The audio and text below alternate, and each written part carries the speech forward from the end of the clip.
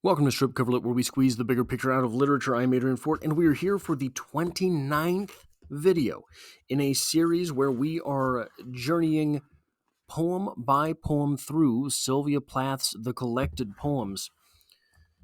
This is in two separate playlists here on the channel, not just the Sylvia Plath read-along, but also the Poetry Discussion playlist. That playlist nearing 350 videos at this point. So this is a poem that is very difficult for me, and we're going to start with a reading, but I'm going to get tripped up. This is a poem that is not easy to get through, at least for me and my readership, but Wreath for a Bridal reads as such. What though green leaves only witness such pact as is made once only? What matter that owl voice soul yes, while cows utter low moves of approve? Yeah, that's what it says. I'm going to start over. What though green leaves only witness such pact as is made once only? What matter that owl voice soul yes, while cows utter low moos of approve? Let sun surpliced in brightness stand stock still to laud these mated ones, whose stark act all coming double luck joins. Crouched day long in cloisters of stinging nettle they lie, cut grass assaulting each separate sense with savor, coupled so. Pure paragons of constance, this pair seek single state from that dual battle. Now speak some sacrament to Perry's scruple, for wedlock wrought within love's proper chapel. Call here with flying colors all watchful birds to people the twigged isles, lead babble tongues of animals to choir. Look what thresh of wings wields guard of honor over these, starred with words. Let night bless that luck-rooted mead of clover where bedded like angels, two burn one in fever. From this holy day on, all pollen blown shall strew broadcast so rare a seed on wind that every breath thus teeming set the land sprouting in fruit, flowers, children most fair in legion to slay spawn of dragon's teeth. Speaking this promise, let flesh be knit, and each step hence go famous. This is exactly the type of poem that I am talking about when I say Sylvia Plath is probably the most difficult poet I have ever read. Sylvia Plath does not speak to me as a poet. Sylvia Plath is important as a poet. I can understand this. Sylvia Plath says very deep things to a whole lot of people. I can understand this. I can appreciate this. Sylvia Plath does not lie within my readership. That is why I thought it was necessary to start this series. That said, this is exactly the type of poem that represents the difficulties for me, the line breaks, the enjambment, the use of alliteration over every other tool seemingly in the poet's arsenal. And I'm not disparaging Sylvia Plath's skill. There are certain Sylvia Plath poems that I do think are extreme, that do speak to me, and the quality thereof speaks to me directly. But this is not one of them, and I'm not alone in that regard for this poem. There's almost nothing out there for this poem readily available on the interweb, at least not easily available on the interweb. So here's where I wanted to start. This is about marriage, okay? Obviously, this is about marriage.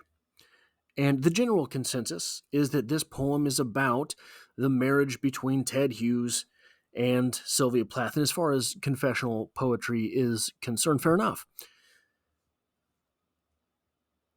But here's where I want to start the sort of analysis slash um, commentary on this poem.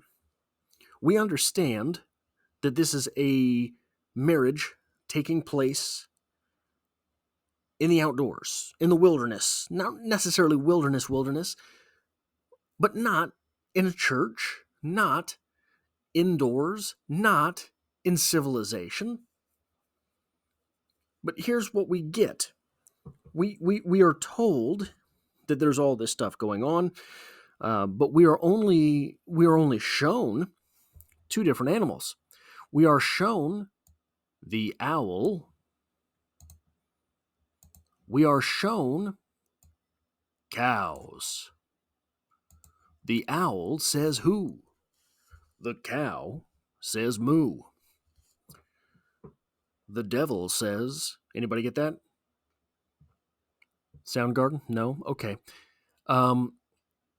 We are shown the owl and the cow. The owl, often used to represent wisdom, often used perhaps to represent intelligence, different things, wisdom from intelligence. What is a cow? A cow is, in the United States, a domestic animal. A cow used for milking, in addition to meat, but milking. Are we then to understand that, in some way, the owl represents the Ted Hughes character, the Ted Hughes half of this poem, and the cow represents the Sylvia Plath half of this poem? Because when we get more into this poem, we have cow and owl. Okay. We have an awful lot of wrought within love's proper chapel. That sounds kind of sexual. Where are we at here? We have all of these different types of allusions to mating, to sexuality, to the seed on wind, right? Every breath thus teeming saith the land, sprouting with fruit, flowers, children. This is about propagation. Let flesh be knit. Now, outside of Shakespeare, perhaps, it does not get more cloistered and still explicit as that phrase there, let flesh be knit. So, we have a poem that is not just about marriage. It is not just about the sanctity of marriage, but it is also about the utility of marriage. The owl representing wisdom, perhaps representing Ted Hughes. The cow representing domestication, perhaps representing Sylvia Plath. Perhaps representing the owl representing the husband, the cow representing the wife. Now, those aren't my words, okay? Don't hold this against me. I'm just trying to read the poem in some sensical manner. And if that is the case, even if it isn't the case, right? The argument I'm making here is that it is the case. We have Sylvia Plath, who would soon become... So this is a very lovey-dovey poem. This is a very rosy picture of marriage, right? That's not always what we get from Sylvia Plath. So the sort of conversation that I want to have, the discussion I want to have around this poem is this. If that is a very rosy, very lovey-dovey, very sort of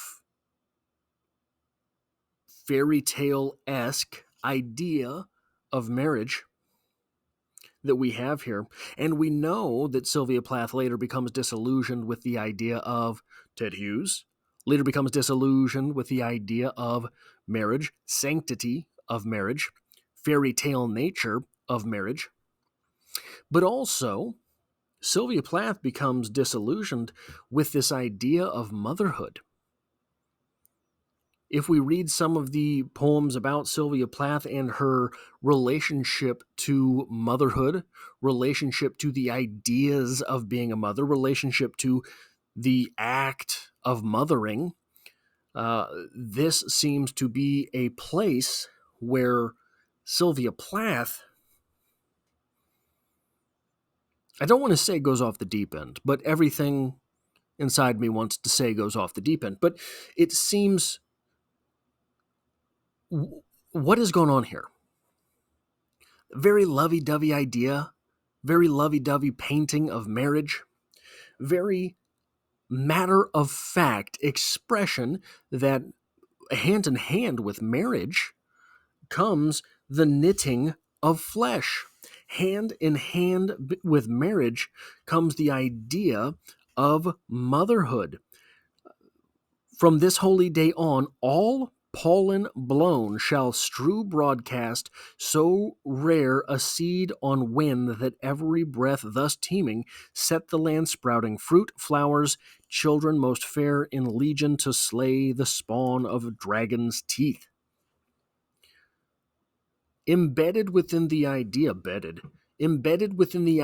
of marriage is the utilitarian fact that rearing the next generation is part and parcel with this.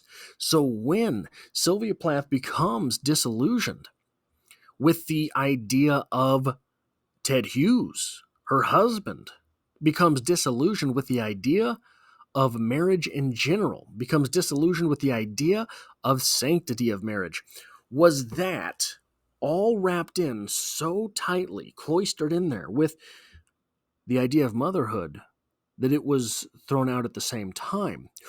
Are the ideas of marriage and motherhood separable to Sylvia Plath? And look, maybe not to Sylvia Plath necessarily so much as our speaker. The two need not be conflated. Is it, are the two inextricably linked? The idea of motherhood and the idea of marriage? I don't believe so. I know plenty of people who got out of their relationships and kept their children. I don't know too terribly many people who got out of their children and kept their relationship. That's a little bit different. But it seems that the entire thing, from this poem, it seems that perhaps to Sylvia Plath, the entire thing was the same package. So you get a fruit basket and the apples are rotted. You don't have to throw away the grapes. It seems that this idea of all of these things, this idea of marriage, Ted Hughes, sanctity, motherhood, all of this was inextricably linked for our speaker. All of this was inextricably linked, perhaps, for Sylvia Plath. And that's sad, isn't it? Because what it kind of communicates is that the Ted Hughes that she thought she knew was not the Ted Hughes that she ended up getting. And because of that, the entire life, the entire livelihood that she thought she was beginning was not the life that she got. That is a wholesale judgment. That is a wholesale, that is a wholesale flip. That is the type of mentality. And look, I'm not trying to diagnose anyone, but if you know how Sylvia Plath left this mortal place, that is the type of I would say confusion that leads to that type of mindset. So it's just an interesting path to follow forward in a line of confessional poetry, starting from a place that seemed to be so innocent-ish.